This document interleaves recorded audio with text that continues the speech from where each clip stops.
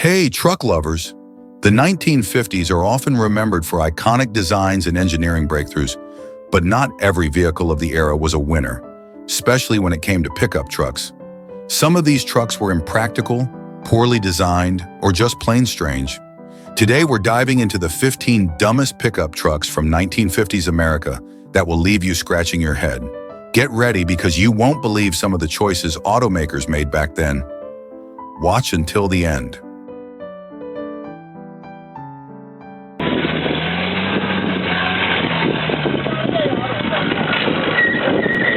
The 1957 Chevrolet Cameo Carrier was Chevrolet's bold attempt to blend luxury and utility into a single package, a concept that was ahead of its time in many ways. The Cameo was an innovative vehicle in the burgeoning segment of pickup trucks as it sought to merge the styling and comfort of a car with the practical utility of a truck. However, while this unique combination gave the Cameo an appealing aesthetic, it didn't translate into the kind of rugged, durable performance that truck buyers traditionally expected. The Cameo's mix of fancy styling and impractical features left many confused, and ultimately, it struggled to find a place in the market. Visually, the Cameo Carrier was quite striking, especially for a pickup truck. In an era when trucks were typically seen as utilitarian workhorses with little emphasis on appearance, the Cameo stood out for its sleek, streamlined look. Chevrolet borrowed heavily from its passenger car design language, giving the Cameo smooth flowing lines and chrome accents that were more typical of sedans. The truck featured a two-tone paint job, wrapped rear fenders, and a stylish grille, which made it look far more sophisticated than the boxy industrial trucks of the time. It was in many ways the first pickup to offer buyers a truck that didn't look like a truck. However, this car-like appearance, while visually appealing, proved to be more of a liability than an asset. One of the key issues with the Cameo Carrier was its use of fiberglass bed panels, a material that, while lightweight and attractive, was not suitable for the heavy-duty tasks that most truck buyers needed their vehicles for. Traditional trucks used steel for their beds, allowing them to haul heavy loads, endure harsh conditions, and withstand the wear and tear of daily work. The Cameo's fiberglass panels, by contrast, were far less durable and more prone to damage. This made the truck impractical for many of the work-related tasks that define the pickup truck market. Buyers who were looking for a reliable workhorse that could handle everything from hauling to construction were often disappointed by the Cameo's fragility and lack of toughness. Adding to the confusion was the Cameo's focus on luxury and comfort, which seemed at odds with its intended role as a utility vehicle. The interior of the Cameo was designed to be more like a car than a truck, with padded seats, a stylish dashboard, and even some chrome trim. While these features certainly made the Cameo more comfortable for long drives, they also drove up the cost, making the truck significantly more expensive than other pickups of the time. This created a dilemma for buyers. Those who could afford a luxury vehicle often preferred a full-size car, while those who needed a truck for work purposes balked at paying extra for features they didn't need. As a result, the Cameo found itself in a kind of no man's land, too fancy to be a practical truck and too truck-like to be a true luxury vehicle. The marketing of the Cameo also added to the confusion. Chevrolet promoted the vehicle as a stylish alternative to traditional pickups, but they failed to communicate how buyers were supposed to use it. Was it a truck for work, or was it a status symbol for weekend errands? Many consumers were left unsure of the Cameo's true purpose, and this ambiguity contributed to its commercial struggles. For those who wanted a truck that could handle tough jobs, the Cameo's fragile design elements and luxury touches felt unnecessary.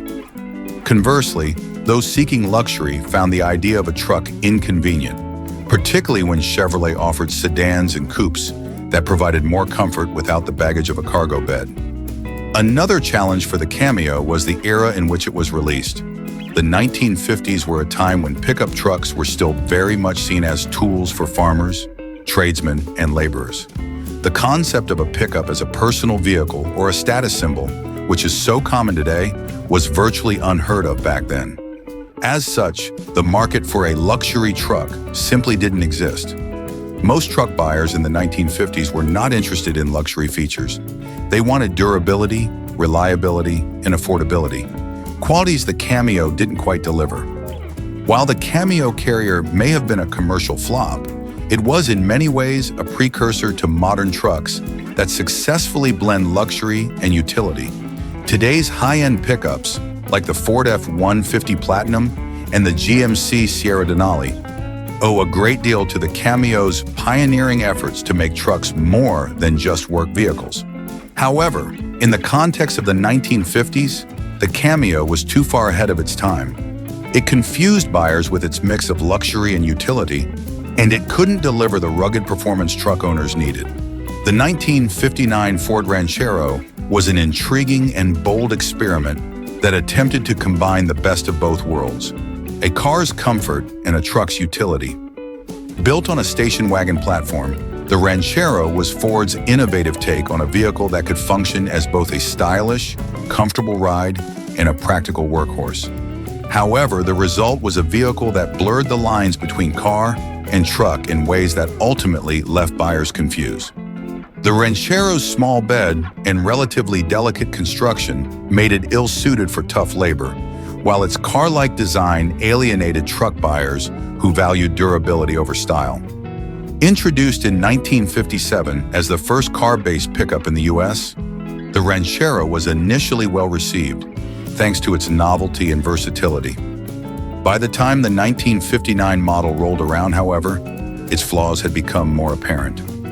Built on the station wagon chassis of the full-size Ford, the Ranchero offered a smooth ride and attractive design features typical of passenger cars, but it didn't have the ruggedness or payload capacity of traditional trucks. Its station wagon origins were evident in its sleek body lines, chrome trim, and more refined interior compared to the average pickup of the time. It was marketed as a stylish and practical vehicle for suburban families or small business owners who needed a light-duty utility vehicle but didn't want the harsh ride or rough aesthetic of a conventional truck. Despite these efforts, the Ranchero's small truck bed was a key limitation. Unlike larger pickups that were designed for hauling heavy loads, the Ranchero's cargo capacity was modest, making it unsuitable for tasks like construction work or farm labor, where durability and strength were paramount. The bed, while useful for lighter tasks like carrying groceries, small tools, or garden supplies, didn't offer the same robustness as a traditional truck bed. The frame and suspension were also more car-like, meaning the Ranchero couldn't handle heavy loads or rough terrain the way a true pickup truck could. This delicate balance between car and truck meant that the Ranchero wasn't able to fully satisfy either group of potential buyers. Traditional truck owners, who were accustomed to the toughness of models like the Ford F-Series, found the Ranchero's station wagon underpinnings and car-like handling insufficient for the kind of heavy-duty work they needed. They wanted a truck that could take on rough jobs without worrying about overloading or damaging the vehicle. For them, the Ranchero was too delicate. Its smooth ride and stylish looks not enough to make up for its lack of toughness. It was seen as too much of a compromise, good at neither being a true truck nor a true car. On the other hand, car buyers who were drawn to the Ranchero's passenger vehicle comforts were often put off by the truck bed's presence, as it reduced the rear seating and cargo space they could otherwise use for family or personal transport. These buyers didn't need a bed for light loads and weren't particularly interested in the Ranchero's hybrid nature. In essence, the Ranchero fell into a gray area where it didn't fully appeal to either segment of the market. While it offered a unique solution to those who needed a balance of both, the target audience was too niche to sustain widespread success. Stylistically, the 1959 Ranchero also struggled with its identity. It carried many of the design cues of Ford's full-size cars from the same year, such as rounded tail fins and a generous helping of chrome, but these elements looked out of place on a vehicle that was also trying to be a truck. The Ranchero's front end was nearly indistinguishable from that of the Ford Fairlane, while the rear looked like a truck, creating a disjointed aesthetic that made it seem less cohesive than a traditional pickup. The car-truck combination, while interesting, gave the Ranchero a mismatched appearance that added to the confusion about what it was supposed to be. Despite its design challenges, the 1959 Ranchero was still an innovative vehicle for its time. It catered to a small but specific market of buyers who needed just enough truck capability for light-duty tasks, but didn't want to give up the comfort and style of a passenger car. Small business owners, tradespeople, and suburbanites who didn't require a full-size truck found it to be a practical choice. However, for the broader market, the Ranchero's lack of a clear identity was its undoing. The hybrid design that made it so unique also limited its appeal, and as the automotive landscape shifted, it became clear that most buyers preferred either a true car or a true truck, not something in between. The 1955 Dodge C3 Power Wagon was a vehicle built with ruggedness in mind, specifically designed for heavy-duty work and off-road adventures. It carried the weight of Dodge's reputation for producing strong, reliable trucks capable of handling the toughest environments. However, the Power Wagon's immense durability came at the cost of comfort and drivability, making it a cumbersome and impractical choice for everyday road use. At its core, the Power Wagon was essentially a civilian version of a military truck. Its heritage traced back to World War II, where Dodge's WC Series trucks became known for their toughness and ability to tackle difficult terrain. When Dodge transitioned these trucks to civilian use, the Power Wagon retained much of its military DNA. It featured a heavy-duty frame, a robust four-wheel drive system, and high ground clearance, all of which made it ideal for off-road adventures and agricultural tasks. Farmers, ranchers, and industries that required a dependable workhorse in remote areas found it useful. It was marketed as a truck that could do it all, whether it was pulling heavy loads, navigating rough terrain, or being used as a utility vehicle in demanding environments. Despite these strengths, the 1955 Dodge C3 Power Wagon struggled when it came to regular, everyday driving. The very features that made it capable off-road, such as its agricultural suspension, rigid chassis, and simple no-frills construction, also made it uncomfortable and slow on regular roads. Its suspension, built to withstand the roughest conditions, was stiff and unforgiving, making the ride harsh and jarring when used on paved streets. Every bump in the road was felt throughout the cabin, and the lack of modern cushioning or suspension technology made it uncomfortable for long-distance travel. This limited its appeal to buyers who needed more versatility from their trucks, as the Power Wagon was too much of a brute for urban or suburban driving. Another major downside of the Power Wagon was its speed, or lack thereof. Its heavy-duty frame and weighty construction, while great for durability and off-road stability, severely hindered its ability to perform well on highways. The engine, while powerful for towing and heavy-duty work, wasn't built for speed or smooth performance on paved roads. With its low-geared transmission and relatively low horsepower by today's standards, the Power Wagon was slow to accelerate, making it cumbersome and frustrating to drive in daily traffic. In an era when vehicles were increasingly expected to be more versatile and comfortable, this slowness became a significant drawback for many potential buyers. The Power Wagon also suffered from a lack of creature comforts. As a vehicle built for utility, it came with few amenities that modern drivers were starting to expect, such as more refined interiors, smoother handling, and additional convenience features. The interior was Spartan and functional, with little attention paid to comfort or style. Bench seats, minimal padding, and a bare-bones dashboard were common in trucks of this era, but the Power Wagon took this simplicity to an extreme. For those seeking a truck that could be used both for work and personal driving, the Power Wagon fell short of expectations. Moreover, the truck's off-road prowess, while impressive in theory, didn't always translate to real-world performance. Although the Power Wagon could handle rugged trails and steep inclines, it wasn't always the easiest vehicle to manage in off-road conditions either. Its large size and heavy weight made it difficult to maneuver in tight spaces, and the truck could become unwieldy in situations where more nimble vehicles might excel. Additionally, while it was capable of serious off-road action, it wasn't always the best option for extreme environments, such as deep mud or snow, where lighter, more specialized vehicles perform better. The Power Wagon's lack of versatility meant that it often found itself in a strange middle ground. Too heavy-duty for casual drivers and not specialized enough for hardcore off-road enthusiasts. For many, it was too rough for daily driving, with its uncomfortable ride and sluggish performance making it impractical for anything beyond basic work tasks. At the same time, for those who wanted a truck specifically for off-roading, The Power Wagon's size and weight were hindrances rather than assets. It became a vehicle that excelled in specific roles, like heavy towing or navigating construction sites, but failed to provide the broader utility that many truck buyers desired. The Studebaker Scotsman was introduced in the late 1950s as a no-frills, budget-friendly vehicle aimed at appealing to cost-conscious buyers. In an era when automakers were increasingly adding more chrome, flash, and features to their cars, the Scotsman went in the opposite direction. Studebaker attempted to market it as a practical, affordable option for working-class Americans, stripping it down to the bare essentials in an effort to keep production costs low. However, while the intention was to create an economical vehicle, the Scotsman ended up being a little too basic for its own good. Its minimalist approach made it feel cheap rather than thrifty, and its uninspired design and lack of power left it feeling more like a compromise than a practical solution. The Scotsman's design was, by all accounts, the epitome of utilitarian. With its boxy shape and plain exterior, it lacked the visual appeal of its contemporaries. This was intentional. Studebaker avoided expensive embellishments like chrome trim, two-tone paint, and detailed interior finishes to keep costs down. The Scotsman was about as simple as it got in the 1950s automotive world. It had flat surfaces, few curves, and a lack of ornamentation, which gave it a stark, uninviting look.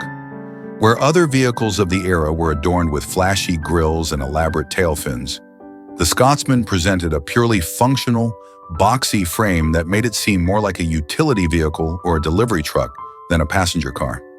The lack of stylistic touches, meant to save money, ended up giving the vehicle a dull and uninspired appearance that did little to attract potential buyers. Inside, the Scotsman was similarly sparse. Studebaker cut corners wherever possible, removing non-essential features that were common in other cars of the time. For example, the seats were covered in basic, low-cost materials rather than plush fabrics or leather. The dashboard was rudimentary, offering only the most basic instruments, with few amenities to enhance the driving experience. There were no radios, air conditioning, or other comforts that buyers might have expected, even in budget models.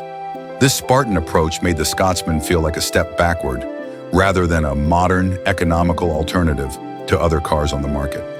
Performance-wise, the Scotsman struggled to keep up with even its modest competitors. It was underpowered, with an engine that lacked the pep and reliability of other vehicles in its class. With minimal horsepower, it was sluggish and not particularly enjoyable to drive. Acceleration was slow, and handling was subpar, making the Scotsman feel more like a chore to operate than a pleasure. For buyers who were used to the growing power and performance of American cars in the 1950s, the Scotsman's lack of muscle was a glaring shortcoming. While it may have saved on gas, it certainly didn't offer the driving experience that most consumers were looking for. The Scotsman's functionality was also limited. While Studebaker touted its practicality, the vehicle's bare-bones nature often left owners with a car that could do little more than get from point A to point B. It lacked the versatility and reliability that buyers expected from even a budget vehicle. Its stripped-down design, minimal power, and lack of features meant it struggled to perform in any capacity beyond basic transportation. Those who purchased the Scotsman were often left with a car that felt like a compromise in every way. It wasn't just affordable, it was cheap in every sense of the word, and that left it with a reputation for being barely functional. In trying to appeal to budget-conscious buyers, Studebaker may have gone too far in cutting out features and refinements that made cars enjoyable and practical to own. The Scotsman's uninspired design, minimal comfort, and weak performance made it feel like a vehicle designed for an earlier era, out of touch with the desires of modern car buyers. It lacked the personality and appeal that made even budget models successful during that period. Instead of being seen as a smart, affordable alternative, it was often viewed as a vehicle for those who had no other choice, a car that was bought out of necessity, not desire. In the end, the Scotsman's bare-bones approach didn't have the broad appeal Studebaker had hoped for. While it did find some success with buyers looking for the absolute cheapest transportation, it couldn't compete with other vehicles that managed to offer more features and style without sacrificing affordability. The Scotsman ultimately felt too basic, too stripped down, and too uninspired to leave a lasting impact. Instead of being a game changer for the budget-conscious, it became an example of how cutting too many corners can make a car feel inadequate and undesirable. The 1956 Willys Jeep truck was part of the iconic Jeep lineage, a brand known for its rugged, go-anywhere vehicles. Built with the promise of being a tough, utilitarian workhorse, the truck was intended to meet the needs of both off-road enthusiasts and those looking for a reliable, all-purpose vehicle. However, despite its rugged appearance and Jeep's reputation for toughness, the 1956 Willys Jeep truck ultimately fell short in many crucial areas, leaving it as a disappointing option for both work and daily driving. At first glance, the Willys Jeep truck looked the part. Its high ground clearance, boxy design, and wide grille gave it a sturdy, no-nonsense appearance that suggested it could handle rough terrain and demanding tasks. The truck's styling stayed true to Jeep's military roots, which had earned the brand its early reputation for durability and off-road prowess. But once you move beyond its rugged exterior, the weaknesses in the design and performance became more apparent. One of the most significant drawbacks was the truck's engine. The 1956 model came with a 6-cylinder engine that, while acceptable by earlier standards, felt underpowered for the time. The engine struggled to provide adequate acceleration and torque, particularly when the truck was tasked with carrying heavy loads or towing. For a vehicle that was marketed as a rugged, work-oriented machine, the lack of power was a major disappointment. Drivers quickly found that the Willys Jeep truck was better suited for light-duty tasks than the hard work its image projected. This left it in an awkward position, where it was marketed as tough but didn't quite have the muscle to back it up. Beyond its weak engine, the Willys Jeep truck was also criticized for its uncomfortable ride. The truck's heavy-duty suspension, while ideal for off-road use, was less than pleasant on regular roads. On uneven terrain or dirt paths, the truck could hold its own, but when driven on highways or city streets, it became a chore to handle. The ride was stiff and jarring, with little regard for driver or passenger comfort. The basic interior, with its sparse amenities and bare-bones design, only added to the feeling that the truck was built for function, but lacked the refinement that even work vehicles began to incorporate during the mid-1950s. This made long-distance drives particularly taxing, as the lack of comfort combined with the truck's sluggish performance to create a driving experience that was far from enjoyable. In terms of design, the Willys Jeep truck was a mixed bag. On one hand, it had that unmistakable Jeep aesthetic, which many buyers found appealing. However, its proportions were somewhat awkward. With a cab and bed that didn't quite match in terms of size and styling, the truck looked unbalanced, with a narrow, somewhat boxy cab set against a longer, more utilitarian bed. While this may have been excusable in a purely functional vehicle, by the mid-1950s, trucks were expected to offer a bit more in terms of design sophistication, especially for buyers who intended to use them for both work and personal transportation. The Willys Jeep truck, however, seemed stuck in a more utilitarian past, failing to keep up with the evolving market. Another significant shortcoming of the 1956 Willys Jeep truck was its limited load-carrying capability. While it was expected to be a versatile hauler, the truck struggled when tasked with heavier loads. Its modest engine simply couldn't provide the necessary power to move larger weights efficiently, and the suspension, designed more for off-road articulation, was less capable when burdened with heavy cargo. This made the truck a poor choice for those who needed a reliable work vehicle capable of handling construction, farming, or other physically demanding jobs. Even off-road, where the truck was expected to shine, it faced limitations. While it did have the high ground clearance and four-wheel drive system necessary for tackling rough terrain, the weak engine meant that it often lacked the punch needed to take on steeper inclines or more demanding off-road obstacles. It could manage basic trails and uneven surfaces, but more serious off-road enthusiasts would likely find the truck underwhelming in terms of power and capability. For a brand that built its reputation on conquering the harshest environments, the Willys Jeep truck was a disappointment in its inability to deliver the robust off-road performance buyers had come to expect. In the context of the mid-1950s, the Willys Jeep truck found itself at a crossroads. Trucks were becoming increasingly important, not only as work vehicles, but also as personal vehicles, a trend that would eventually lead to the rise of the pickup truck as one of America's favorite forms of transportation. The International Harvester L Series was introduced in the late 1940s and marketed as a durable, rugged truck designed specifically for farmers and those in need of a reliable work vehicle. With a brand that had long been associated with agricultural equipment and heavy-duty machinery, expectations for the L Series were high. However, despite its tough appearance and practical design, the truck ultimately fell short in several critical areas.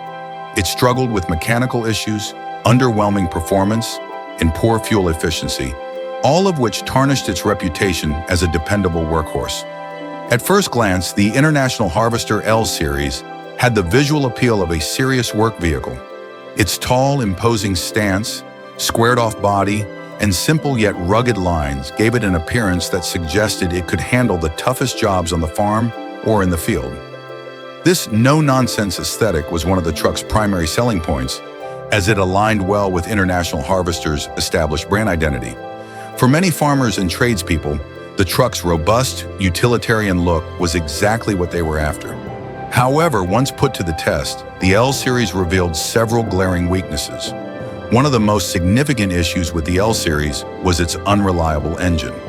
The truck came equipped with a straight-six engine, which on paper should have been sufficient for the type of work it was expected to perform. However, the engine was prone to frequent mechanical problems, including overheating and inconsistent performance under load. Many owners found themselves facing repeated trips to the mechanic, which was both frustrating and expensive for those who depended on their truck for daily work. In an era when farmers needed reliable machinery to maximize productivity, the L Series engine troubles were a major letdown. The truck's poor fuel efficiency only added to the disappointment. For a vehicle that was supposed to be a practical solution for long days of hauling and heavy-duty tasks, the L Series burned through fuel at an alarming rate. This was particularly problematic for farmers and workers in rural areas, where fuel costs could quickly add up. In an industry where margins were often slim, the truck's inefficiency made it an impractical choice for many buyers, despite its appealing rugged design. Compounding this issue, the L Series engine didn't deliver the kind of power or torque that would justify its excessive fuel consumption. It often struggled when carrying heavy loads, making it less effective as a work vehicle compared to its competitors. Handling was another area where the L Series failed to impress.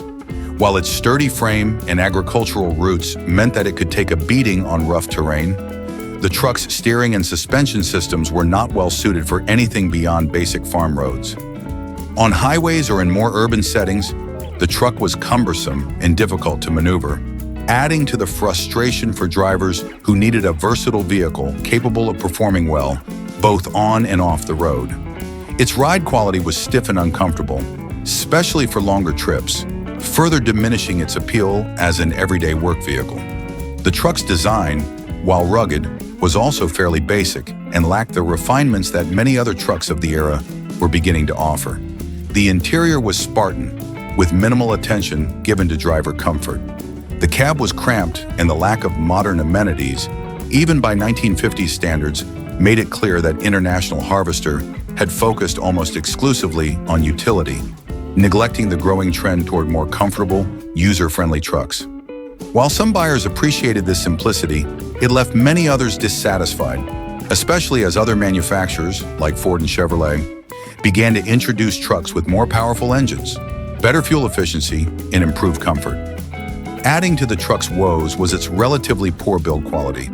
Though International Harvester had a strong reputation for building reliable farm machinery, the L Series trucks were prone to rust and wear, particularly in the cab and undercarriage.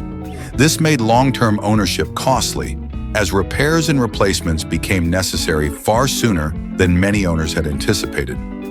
Farmers and rural workers who relied on durable vehicles for their livelihood were left disappointed by the L Series' inability to withstand the rigors of daily use over time. The Chevrolet El Camino, introduced in 1959, was a unique vehicle that blended the style and comfort of a car with the functionality of a pickup truck. At a glance, the El Camino seemed like a versatile solution, appealing to buyers who wanted the best of both worlds, a stylish vehicle that could also haul cargo. However, in practice, the El Camino fell short of being a truly practical work vehicle, leaving many potential buyers confused about its purpose. Its car-like body may have been sleek and eye-catching, but its limited payload capacity and small bed size made it a poor choice for those who needed a truck that could handle heavy-duty tasks. One of the main issues with the El Camino was that it wasn't a true pickup truck in terms of durability and utility. Built on a car platform, it lacked the ruggedness and strength of traditional pickups like the Ford F-Series or Chevy's own full-size trucks. While it had a rear bed, the size was relatively small compared to standard trucks, severely limiting its hauling capabilities. This was problematic for buyers who needed a vehicle for serious work, as the El Camino simply didn't offer the kind of load capacity or durability required for tasks like hauling heavy materials or equipment. Its payload capacity was much lower than traditional pickups, making it more suited for light-duty hauling, which didn't satisfy the demands of many truck buyers. In addition to its limited functionality, the El Camino's car-based design also contributed to its awkward position in the market. While it looked stylish with its sleek lines and low profile, these features were more suited to a car than a truck. Its low ground clearance made it impractical for off-road use or rough terrain, further limiting its usefulness as a work vehicle. The car-like handling and comfort were definite advantages for those who wanted a more refined driving experience.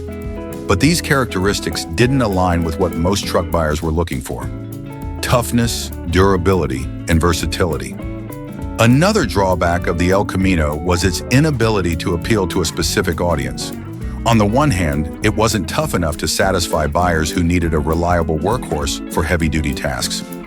On the other hand, it was too utilitarian to appeal to those who wanted a comfortable, luxurious ride.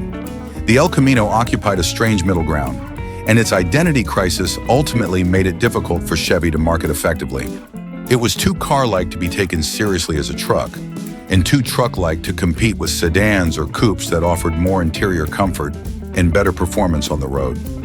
While the El Camino was not without its strengths, particularly in terms of design and driving experience, it struggled to carve out a clear niche in the automotive landscape.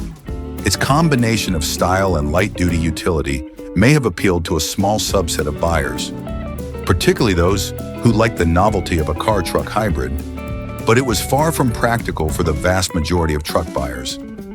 Even though it enjoyed some popularity over the years and became somewhat of a cultural icon, its confusing design and limited functionality kept it from being a true success in the pickup market.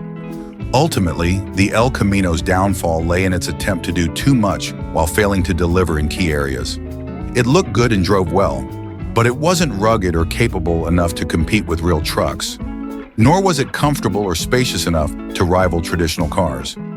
It remains a quirky and memorable chapter in Chevrolet's history, but as a work-ready vehicle, it simply didn't live up to its potential. The 1955 Ford F-100 panel truck, while envisioned as a reliable, versatile vehicle capable of serving both commercial and everyday hauling needs, ultimately failed to meet expectations due to several significant design and performance shortcomings. Ford's F-Series had long been known for its rugged durability and utility, and the panel truck was intended to carry on that tradition by providing a spacious cargo area combined with the heavy-duty capabilities of a pickup. However, instead of becoming the dependable workhorse that many expected, this model ended up as an awkward, impractical option for most buyers. One of the most glaring issues with the 1955 F-100 panel truck was its sheer bulk. Ford built the truck with a large boxy frame to maximize cargo capacity, but the design came at the cost of drivability. The truck's oversized, heavy body made it exceptionally difficult to maneuver, particularly in urban areas or tight spaces.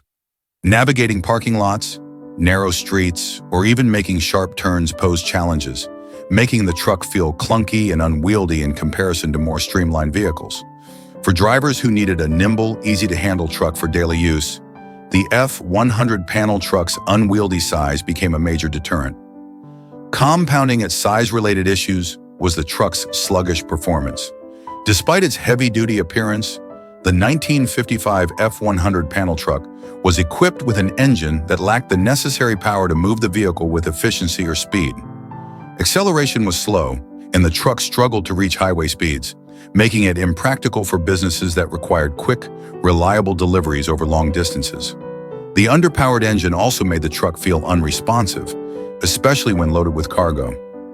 This sluggishness reduced the truck's overall utility as it wasn't capable of handling heavy-duty tasks or long trips without significant strain on both the vehicle and the driver. Another major problem with the 1955 F100 panel truck was the lack of proper ventilation, which severely affected the comfort of both drivers and passengers. The truck's design did not include adequate airflow systems, meaning that the interior quickly became stuffy, particularly on warm days or during extended use. For a vehicle intended for deliveries or extended driving times, this oversight in comfort design was a significant flaw. Drivers would have found themselves uncomfortably hot during summer months, with little relief inside the cabin. The lack of ventilation further discouraged the use of the truck for longer routes or sustained daily driving, detracting from its potential as a versatile work vehicle. Additionally, the truck's design, while seemingly utilitarian, failed to capitalize on its intended cargo space. Although the truck was designed with a large rear compartment for transporting goods, its bulky frame and the difficulty of driving it offset the benefits of the extra space. Moreover, the actual layout of the cargo area was not optimized for efficient loading or unloading, making it inconvenient for businesses that needed a quick, effective solution for deliveries. The heavy frame and poor suspension only exacerbated these problems, as the truck didn't handle well when fully loaded, adding to its already difficult-to-manage nature. For businesses and workers who needed a dependable vehicle to carry out daily tasks such as deliveries or transporting goods, the 1955 F100 panel truck was a frustratingly inadequate option. Its performance on regular roads left much to be desired. The rough suspension, designed with agricultural purposes in mind, made the truck extremely uncomfortable on paved surfaces. The ride was harsh, jolting, and not well suited for the daily use many buyers expected. Furthermore, the slow, cumbersome nature of the truck, paired with its inability to handle heavy loads effectively, left users with a vehicle that seemed out of sync with its intended purpose. Despite the truck's intended role as a robust and capable panel delivery vehicle, its flaws in design and performance contributed to its downfall. The bulkiness, underwhelming engine power, poor handling, and lack of comfort features made the 1955 Ford F100 panel truck an impractical choice for the very audience it was meant to serve. Although Ford would eventually refine and improve its truck designs, the 1955 F100 panel truck stands as an example of how an ambitious idea, without the necessary execution, can fall flat. Instead of becoming a workhorse for businesses and a staple of the Ford lineup, it remained an awkward, largely forgettable vehicle that failed to live up to its potential.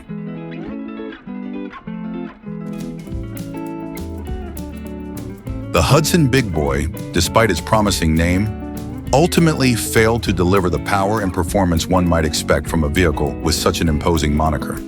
Hudson, known for producing stylish and innovative cars, aimed to create a robust, utilitarian truck with the Big Boy series. However, instead of living up to its name as a formidable and reliable workhorse, the Big Boy was bogged down by several key shortcomings that kept it from being competitive in the market. At the core of the Big Boy's problems was its sluggish performance. Despite being designed as a heavy-duty vehicle, the truck was equipped with an engine that lacked the necessary power to back up its oversized frame. The Big Boy struggled with acceleration, particularly when carrying heavy loads, and its overall driving experience left much to be desired. Whether navigating city streets or hauling cargo over long distances, the truck felt underpowered and slow, disappointing both professional drivers and consumers who needed a vehicle with a bit more muscle. The truck's bulky, cumbersome design didn't help matters either.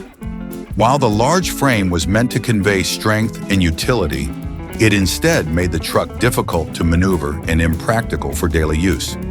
The Hudson Big Boy's size, combined with its lack of engine power, made it a challenge to drive, especially in tight spaces or on winding roads. It didn't have the agility or ease of handling that many buyers expected from a practical truck. The bulkiness might have been tolerable if it had provided any substantial benefit in terms of load capacity or performance, but the Big Boy fell short in those areas as well. Adding to the disappointment was the truck's uncomfortable cabin. Inside, the Big Boy offered little in the way of driver or passenger comfort. The seats were stiff and poorly designed for long drives, and the truck lacked modern amenities or conveniences that could have improved the driving experience. With limited attention paid to interior ergonomics or comfort, the truck felt outdated and difficult to live with on a daily basis. This lack of comfort further diminished its appeal for those who needed a truck for both work and personal use. Practicality was another area where the Hudson Big Boy failed to impress. Its large size and cumbersome design, coupled with its underwhelming performance, meant that it wasn't suited for heavy-duty tasks, despite being marketed as a strong utility vehicle. Whether hauling goods, navigating rough terrain, or simply handling the demands of daily driving, the Big Boy was under-equipped to meet the needs of its target market. This left buyers with a truck that looked the part of a powerhouse, but performed more like a sluggish, oversized vehicle with little practical advantage. While Hudson had a reputation for producing stylish and innovative vehicles, the Big Boy missed the mark in both form and function. Its imposing frame and lack of performance ultimately worked against it, as drivers quickly realized that the truck didn't live up to its bold name. For those expecting a powerful, dependable work vehicle, the Big Boy was a disappointment. It became clear that its size didn't translate to strength or capability, leaving buyers with a vehicle that was more of a burden than an asset. In the end, the Hudson Big Boy stands as an example of how branding and reality can sometimes diverge. Despite its name suggesting brawn and capability, the Big Boy lacked the power, practicality, and comfort necessary to compete in the tough truck market of its time. The 1950 GMC 100, while retaining a certain rugged charm that appealed to fans of early post-war trucks, struggled to compete with its contemporaries due to outdated engine technology and a range of practical shortcomings. Designed during a time when trucks were primarily utilitarian machines, the GMC 100's sturdy build and workhorse reputation were strengths, but they were overshadowed by issues related to efficiency, comfort, and performance. This left many owners feeling underwhelmed, especially as newer, more refined options became available from competing brands. One of the key problems with the GMC 100 was its outdated engine. In 1950, truck manufacturers were beginning to experiment with more powerful and efficient engines, but the GMC 100 lagged behind. It relied on an older engine design that was both underpowered and inefficient compared to what the market was beginning to offer. The truck's engine, while durable, lacked the modern advances in fuel efficiency and power output that its competitors like Ford and Chevrolet were beginning to introduce in their trucks. As a result, the GMC 100 was sluggish on the road, with slow acceleration and a noticeable lack of power when it came to hauling or towing heavy loads. The engine's inefficiency also translated into higher fuel consumption, which was a growing concern for owners at the time. As post-war prosperity led to more driving and longer distances, trucks that could cover more miles on a tank of gas became more desirable. Unfortunately, the GMC 100 didn't deliver in this area, leaving owners with a truck that was both expensive to run and frustratingly slow. This inefficiency was especially noticeable in commercial use, where performance and fuel economy were key factors in choosing a truck. For small business owners and workers who relied on their trucks daily, the GMC 100's engine felt increasingly outdated and impractical. Despite its engine troubles, the GMC 100 did have some redeeming qualities, most notably its sturdy build and durability. The truck was designed to handle tough work, and in this regard, it performed well. Its body and frame were robust, making it reliable for hauling and carrying heavy loads. However, even this strength was somewhat diminished by the truck's overall performance issues. The GMC 100's lack of power and slow acceleration meant that it couldn't fully capitalize on its strong frame and work-ready design. While it could carry a heavy load, getting it up to speed or tackling steep inclines was another story, leaving some owners frustrated with its performance limitations. Comfort was another area where the GMC 100 fell short, especially as truck buyers in the 1950s began to expect more from their vehicles. While early trucks were often Spartan inside, by 1950, manufacturers were starting to introduce features aimed at improving driver comfort and making trucks more suitable for daily use beyond work. Unfortunately, the GMC 100's interior was bare bones, with a lack of amenities and an uncomfortable driving experience. The seats were stiff and not suited for long trips, and the cabin offered little in the way of sound insulation, making for a noisy and tiring ride.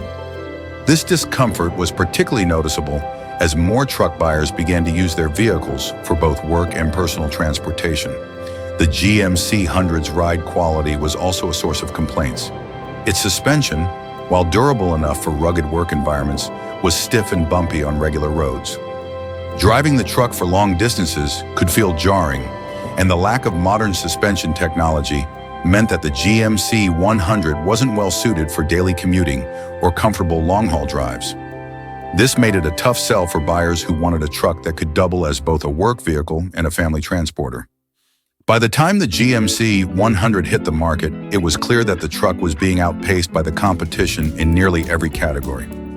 Ford and Chevrolet were beginning to dominate the truck market with more powerful, efficient, and comfortable models, leaving the GMC 100 to feel like a relic of an earlier era. Even though the truck had a sturdy build and a reliable reputation, it couldn't overcome the limitations of its engine and lack of comfort, making it less appealing to buyers who needed both practicality and performance.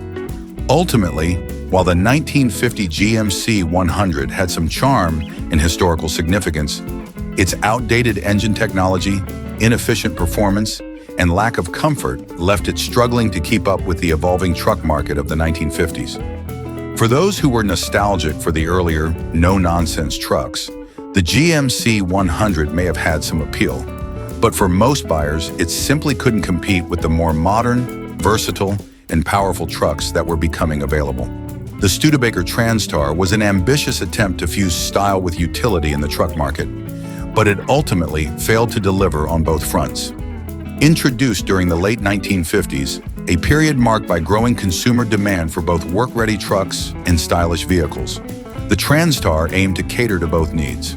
However, it ended up being too much of a hybrid, offering neither the rugged durability that traditional truck buyers sought, nor the performance and style that could set it apart from its competitors. This left the Transar stuck in a confusing middle ground, appealing to neither audience effectively. One of the primary issues with the Studebaker Transar was its styling. Studebaker was known for taking risks with its designs, often focusing on sleek and distinctive aesthetics. While this worked for some of their passenger cars, it wasn't a winning formula for the truck market. The Transar's design was flashy, with sweeping lines and a grille that seemed more suited to a car than a truck. While it may have stood out visually, this didn't resonate with the truck buyers of the time, who were more interested in practicality than curb appeal. Truck enthusiasts wanted something that looked and felt rugged, and the Transar's relatively soft, car-like appearance didn't project the sense of toughness that buyers associated with brands like Ford, Dodge, and Chevrolet. In an era when trucks were judged by their ability to handle heavy loads and tackle tough terrain, the Studebaker Transar's flashy appearance seemed out of place. The design choices that Studebaker made, like the emphasis on sleekness and curves, might have made sense for a family sedan, but they detracted from the no-nonsense, durable image that truck buyers were looking for. Truck buyers wanted their vehicles to look sturdy and purposeful, and the Transar's focus on aesthetics left many questioning whether it was truly built for hard work. Beyond its design flaws, the Studebaker Transar was also underwhelming in terms of performance. Trucks in the late 1950s and early 1960s were judged primarily on their utility, how much they could haul, how reliably they could tow, and how well they performed in demanding conditions. Unfortunately, the Transar fell short in nearly all of these areas. It wasn't particularly powerful, and its performance didn't live up to the rugged image that its name and target market implied. The engine options available for the Transar didn't offer the kind of torque or horsepower that serious truck users needed for heavy-duty tasks, limiting its appeal for those who required their vehicles to handle substantial workloads. The truck's lack of power meant that it struggled with tasks that competitors' trucks were able to manage with ease. Hauling heavy loads or towing trailers strained the Transar's engine, leaving buyers disappointed with its capabilities. For those using trucks for farming, construction, or even personal heavy-duty use, The Transar just didn't have the muscle. This lack of power also translated into a driving experience that felt sluggish. Acceleration was slow, and the truck wasn't well suited for the kind of fast-paced, high-performance driving that buyers of lighter-duty trucks might have expected. It was neither quick on the road nor strong in the field, leaving it in an uncomfortable performance limbo. Adding to its performance issues was the fact that the Studebaker Transar was plagued with mechanical reliability concerns. Many buyers reported issues with the truck's drivetrain and suspension, which further undermined its practicality as a work vehicle. At a time when trucks needed to be dependable machines capable of daily use in demanding conditions, the Transar's tendency to experience mechanical failures only added to the frustrations of its owners. This unreliability hurt its reputation, as many truck owners rely on their vehicles for essential work tasks, and a truck that can't be trusted is an immediate deal breaker for most. The Transar also suffered from being part of Studebaker's broader struggles as a company during the 1950s. By the time the Transar was introduced, Studebaker was already in a precarious financial position, with dwindling resources and increasing competition from the big three automakers, Ford, General Motors, and Chrysler. These companies had deep pockets and could afford to invest heavily in new truck designs and engineering innovations, while Studebaker had to make do with less. This resulted in the Transar being rushed to market with compromises that hurt its long-term viability. Its styling may have been innovative, but the underwhelming engineering behind the truck meant that it couldn't compete in a market where buyers were looking for both form and function. The Dodge Swepside, introduced in the late 1950s, was Dodge's bold and somewhat eccentric attempt to inject the glitzy, stylish elements of car design into the world of pickup trucks. In an era when tail fins were synonymous with futuristic, cutting-edge aesthetics in the auto industry, Dodge sought to capitalize on this trend by incorporating the fins into their pickup lineup.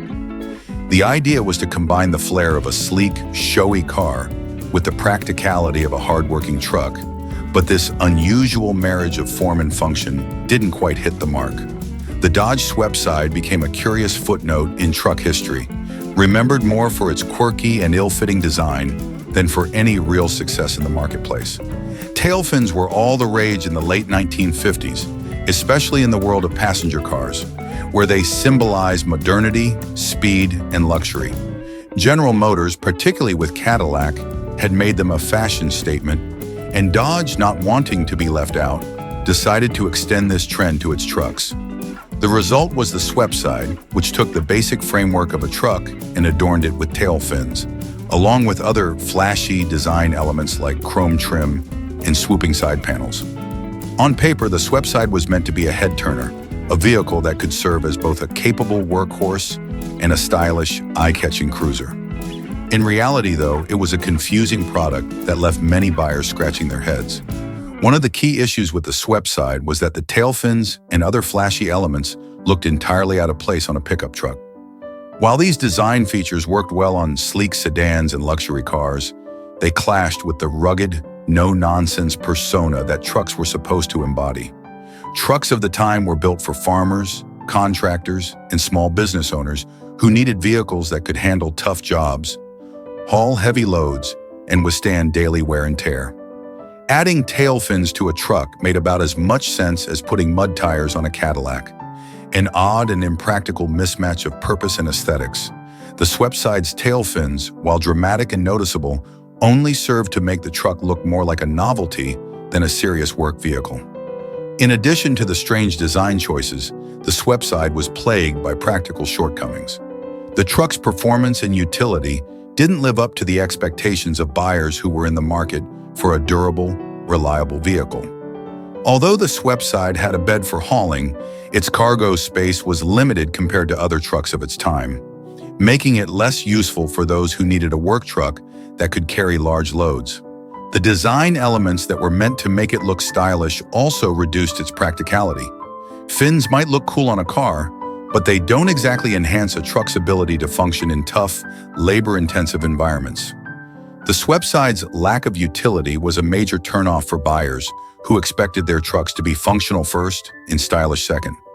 Another problem with the Swepside was that it was more expensive than Dodge's other trucks, primarily because of the extra materials and labor involved in adding the tail fins and decorative trim. This made it a harder sell to customers who were shopping for trucks based on utility and value. For the average truck buyer, the Swepside's flashy design didn't justify the higher price tag, especially when there were more practical, affordable options available from Dodge's competitors. At the same time, buyers who were interested in style and design features typically gravitated toward passenger cars, not trucks.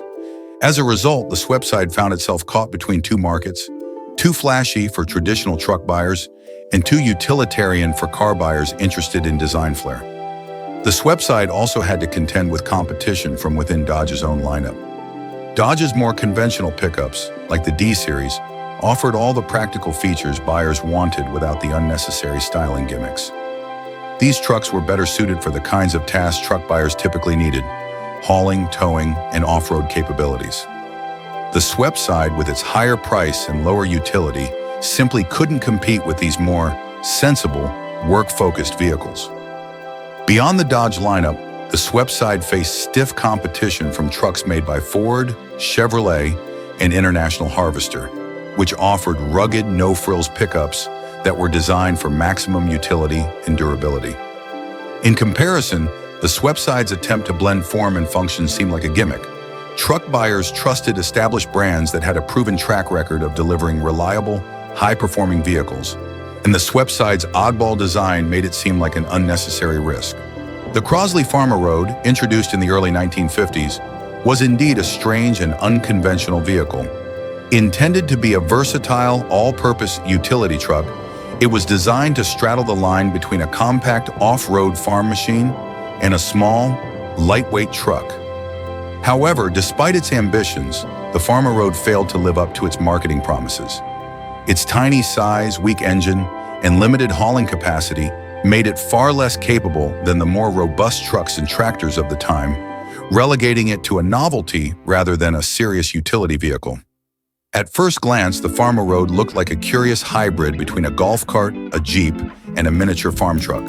With its compact dimensions and simple boxy design, it appeared unassuming, but Crosley pitched it as a do-it-all machine for small-scale farmers, gardeners, and even hobbyists. The idea was that this small, affordable vehicle could handle a variety of light farm tasks, such as plowing fields, hauling small loads, and even doubling as transportation.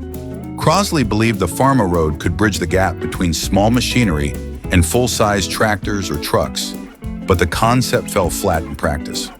One of the Farmer Road's biggest issues was its underpowered engine. The vehicle was equipped with a 26.5 horsepower, 44 cubic inch four-cylinder engine, which was derived from Crosley's existing line of small cars. While this engine might have been adequate for a tiny city car, it was woefully inadequate for a vehicle that was expected to perform even modest farm work. The lack of horsepower meant the Farmer Road struggled with even basic tasks like towing or carrying heavy loads. Its top speed was limited to about 40 miles per hour, making it impractical for use as a road vehicle, and its minimal power left it incapable of handling rough terrain or significant inclines. Another problem was the vehicle's minuscule size. The Farmer Road was barely larger than a modern ATV, which severely limited its cargo capacity. Its small bed could only carry light loads, and the vehicle's suspension and frame weren't built to withstand anything more substantial. This made it impractical for farmers who needed a machine that could handle heavy hauling or rough field work. The Farmer Road's size also made it feel unstable on uneven terrain, further diminishing its usefulness as an off-road vehicle. For those expecting it to function as a mini tractor or utility truck, the Farmer Road proved to be a disappointment. In addition to its size and power issues, the Farmer Road lacked the versatility Crosley had promised. It was marketed with attachments like plows and mowers to make it a true multi-purpose machine. But in reality, these attachments were underwhelming. The vehicle simply didn't have the torque or strength to perform most farm-related tasks efficiently. Trying to use the Farmer Road for plowing or tilling soil was a slow, cumbersome process, and it didn't have the durability or ruggedness of larger, purpose-built agricultural equipment. As a result, Many potential buyers quickly realized they were better off with traditional tractors or even just larger trucks that could get the job done without the limitations of the farmer road. Crosley also attempted to market the farmer road as a recreational vehicle, but it struggled in that role as well. While it was small and light enough to be used on narrow trails or in recreational settings, it lacked the power and suspension needed for serious off-road driving. Compared to the more capable Jeeps and Willys vehicles available at the time, the Mercury M100, which debuted in the 1940s and continued production into the 1960s, was indeed a rebadged version of Ford's popular F-Series truck, but it often fell short of living up to its Ford counterpart. Primarily sold in Canada as part of Ford's strategy to differentiate the Mercury brand from Ford north of the border, the M100 was intended to offer a slightly more upscale, distinct alternative to the F-Series. However, despite the Mercury nameplate, the M100 struggled to gain traction for several reasons, including outdated technology, an unimpressive engine lineup, and a price that didn't justify the limited differences from the F-Series. At first glance, the Mercury M100 looked nearly identical to the Ford F-Series trucks of the same era. Both shared the same body, chassis, and many of the same mechanical components, with only minor aesthetic differences, such as badging and trim. However, this badge engineering didn't offer enough of a distinction to make the M100 stand out in the crowded truck market. Buyers often questioned why they should pay more for a Mercury truck when they could get a nearly identical Ford model for less, especially when the M100 didn't offer any significant performance upgrades or additional features to justify the higher price tag. One of the main criticisms of the Mercury M100 was its outdated technology. By the time the M100 hit its stride in the 1950s, the truck market was becoming more competitive, with manufacturers like Chevrolet and Dodge offering innovations in engine technology, suspension systems, and overall comfort. However, the M100 lagged behind, relying on older technology that was rapidly becoming obsolete. For example, the suspension and braking systems were often criticized for being too stiff and unrefined, making the truck less comfortable and more difficult to handle, particularly for drivers who needed a vehicle for long-haul work or heavy-duty labor. The engine choices for the M100 didn't help its case either. While the F-Series trucks were known for their workhorse engines that balanced power and durability, the M100's engine options were underwhelming by comparison. The base six-cylinder engine was often seen as underpowered, struggling to provide the torque and horsepower needed for serious work tasks like towing or carrying heavy loads.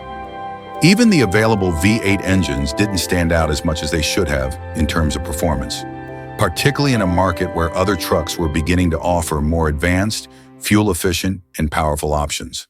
The Mercury M100's lack of engine innovation left it lagging behind the competition, frustrating buyers who needed more from their trucks. Beyond its performance shortcomings, the Mercury M100 also faced challenges in terms of pricing. Ford's decision to position the M100 as a more premium truck meant that it was priced higher than the equivalent Ford F-Series model. However, this premium pricing didn't align with the M100's actual features or capabilities. Customers were expected to pay more for a truck that, aside from its Mercury badging, didn't offer much in terms of extra comfort, technology, or style. This made it a tough sell, particularly in a market where buyers were looking for reliability and practicality at a reasonable price point. The higher cost of the M100 was especially difficult to justify, given that Ford's F-Series was already well established as a dependable, affordable truck that could get the job done. The lack of innovation and performance, coupled with its higher price tag, made it difficult for the Mercury M100 to compete in the truck market of the 1950s and 1960s. While Ford trucks were gaining a reputation for their durability and reliability, the M100 failed to carve out a distinct identity for itself, often being seen as little more than an overpriced, rebadged version of the F-Series. This led to poor sales and limited interest in the Mercury truck, especially in regions where buyers had easy access to both the Ford and Mercury versions, and could see firsthand that the M100 didn't offer enough to warrant its premium status. As a result, the Mercury M100 never developed the same loyal following as its Ford cousin.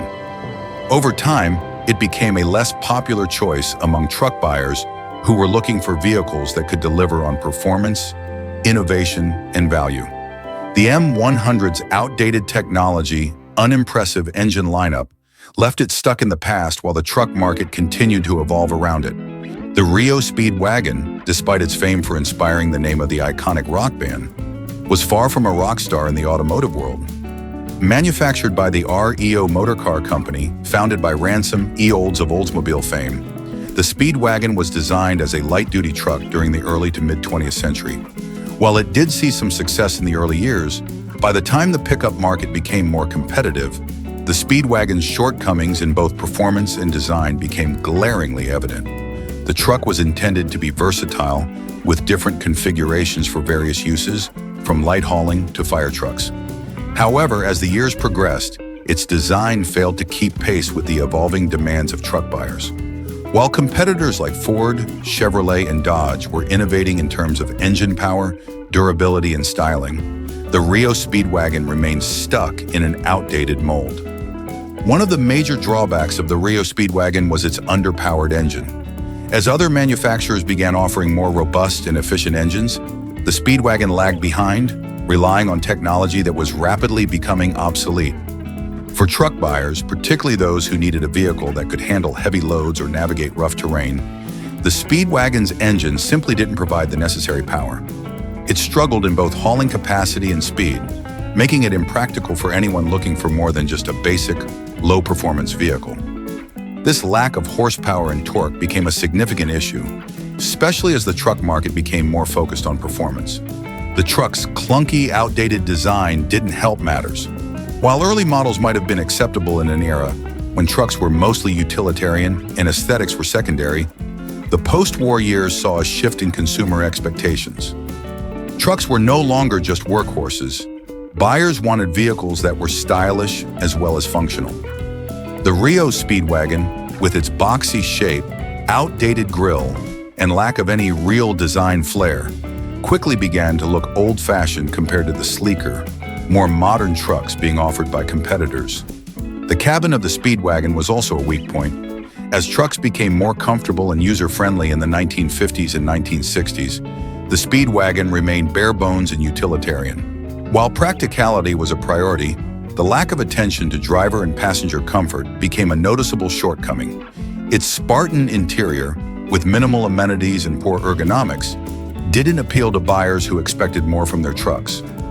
Competing models were offering more advanced interiors, better suspension systems, and improved handling, making the Speedwagon feel like a relic of a bygone era. In addition to its performance and design issues, the Speedwagon was overpriced for what it offered. REO was already struggling as a company by the time the Speedwagon was on the market, and this likely contributed to the truck's high price tag.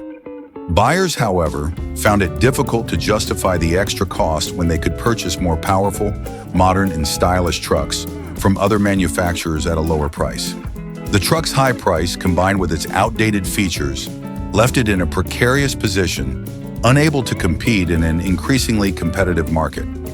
The combination of these factors meant that the Rio Speedwagon quickly fell out of favor with truck enthusiasts and buyers in general. It was too expensive, underpowered, and lacked the innovation that other manufacturers were bringing to the table. As a result, it became increasingly rare on the roads, and REO itself eventually ceased production of civilian vehicles altogether, turning its focus to heavy-duty trucks and other commercial uses. Today, the Rio Speedwagon is remembered more for its association with the band that took its name than for its contributions to the automotive world. While it had its moment in the spotlight during its early years, it ultimately failed to adapt to the changing demands of the truck market. Its clunky design, lack of performance, and high price made it an impractical option for most buyers, ensuring that it would be a footnote in automotive history rather than a standout success. In the end, the Rio Speedwagon is a reminder of the importance of innovation in keeping pace with market trends. While it may have been a decent truck in its time, its inability to evolve and meet the needs of consumers ultimately led to its downfall.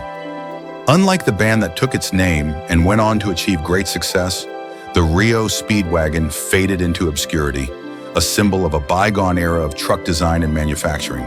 And there you have it, the 15 dumbest pickup trucks from 1950s America that left many buyers shaking their heads. While some had potential, poor design choices and impractical features doomed these models to be remembered for all the wrong reasons. Which one do you think was the worst of the bunch?